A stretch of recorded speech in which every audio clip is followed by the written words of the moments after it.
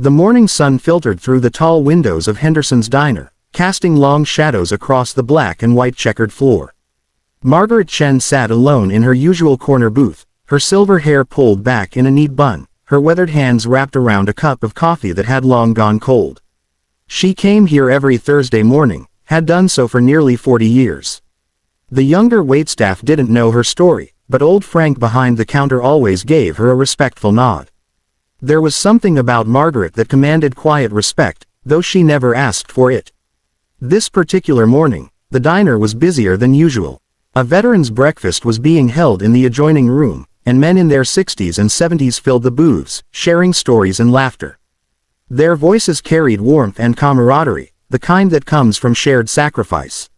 Margaret kept to herself, as she always did, but she couldn't help noticing the tall man who entered around 9 o'clock.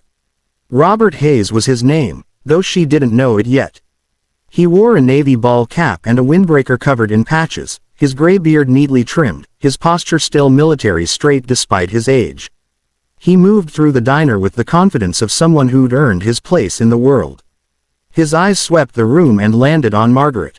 More specifically, on the small silver pin attached to her cardigan. From across the diner, it looked like a military insignia. Robert's expression changed immediately. His jaw tightened. He'd seen too many imposters over the years, people wearing honors they hadn't earned, disrespecting the sacrifice of those who'd actually served.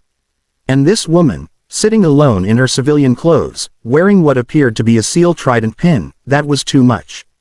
He walked over to her booth, his footsteps heavy with purpose. "Excuse me, ma'am," he said, his voice carrying across the now quieting diner.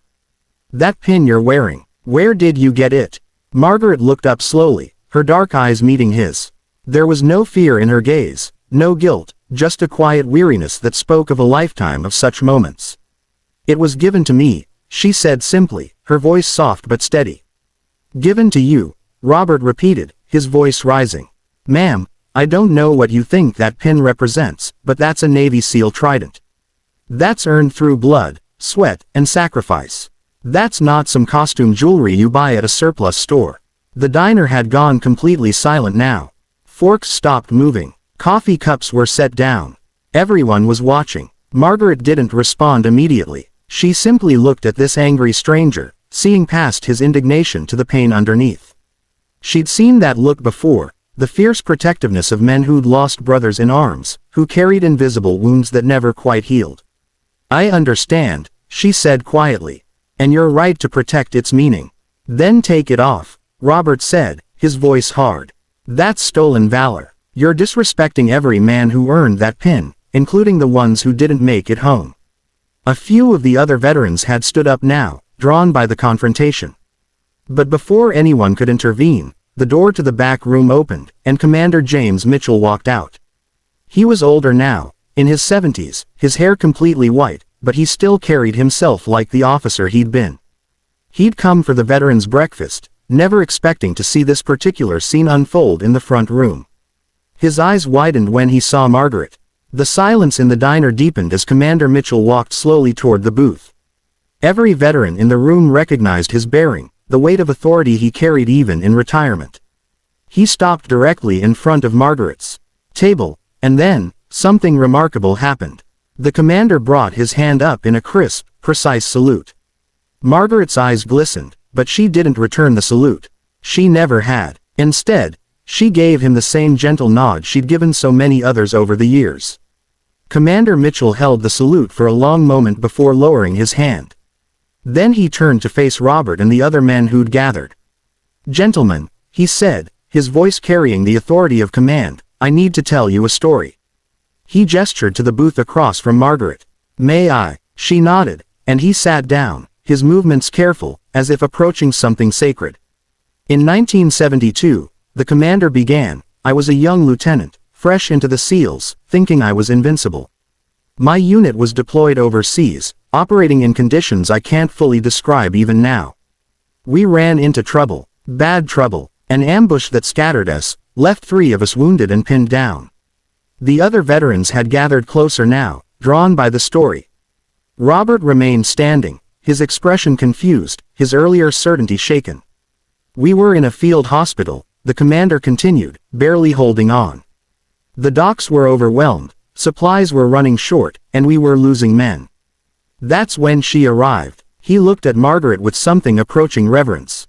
Lieutenant Margaret Chen, Army nurse. She'd volunteered for the forward medical units, one of the few women serving in those positions at that time. She worked 36 hours straight that day, moving between beds, keeping us alive when we had no right to be. Margaret's hands tightened slightly around her coffee cup. She saved my life, the commander said simply. Not just mine. She saved 12 men that day. She worked until she collapsed, and then she got back up and kept working. He paused, his throat working with emotion. When I recovered enough to think clearly, I asked one of the other nurses about her. Found out she'd been doing this for months. Going into the most dangerous zones, staying when others evacuated, holding the hands of dying boys and telling them they were brave. The commander reached across the table and gently touched the pin on Margaret's cardigan. When my platoon rotated home, we pooled our money. We had a jeweler create this. It's not an official trident. It's something we made, just for her. Every man whose life she saved contributed. We presented it to her before we shipped out again, told her she'd earned it more than we had. Robert had gone pale. His hand moved unconsciously to his own cap, as if grounding himself.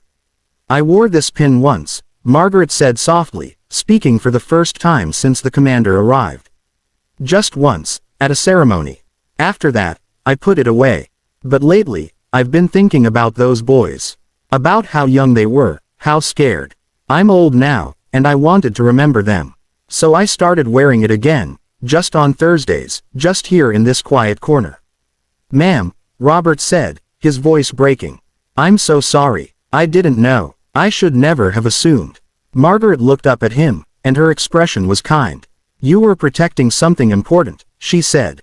That's exactly what you should do. The world needs more people who stand up when they see something wrong. But I was wrong, Robert said. You didn't know, Margaret replied.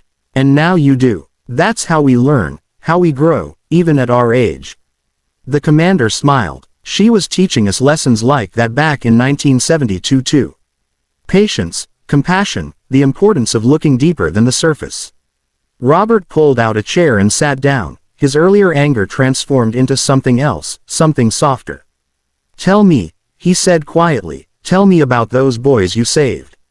And Margaret did. She talked about young men from small towns and big cities, about their fears and their courage, about letters she'd helped them write home, about hands she'd held when there was nothing else she could do. The other veterans gathered around, pulling up chairs, sharing their own stories. The morning stretched into afternoon, and the breakfast crowd turned into a lunch gathering, but no one wanted to leave. Frank brought fresh coffee and refused to let anyone pay. The waitresses moved quietly, respectfully, understanding they were witnessing something important. As the sun began its descent toward evening, Commander Mitchell stood to leave. He saluted Margaret one more time, and this time, several other veterans joined him.